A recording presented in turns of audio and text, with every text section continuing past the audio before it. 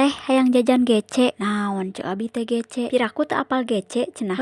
Ari sugan abi gece teh ngaran jajanan gitu. Sajroning bari merean teh bari dipikiran naon gece. Oh cek abi teh gece teh gancangan meureunnya gitu. Ih lain cenah eteh gece teh gerak cepat.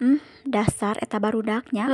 Atuh da meureunan ari nu dagang emak-emak milenial. Ari nu jajan anak-anak Genzi. Genji apa genjet? Pokona mah eta we lah. Terus cek abi teh ari jajanna hayang naon? Hayang burger 3 cenah tapi kade ulah salah. Pedah nempo dina postingan samemehna meureun tiap merean burger teh ngan hayo we salah. Moal cek abi teh ayeuna mah moal salah da kamari mah poho. Eteh cenah 2 menit kemudian ge pasti cenah poho. Pasti ke nanya deui cenah arek dinaonan? Arek naon wae?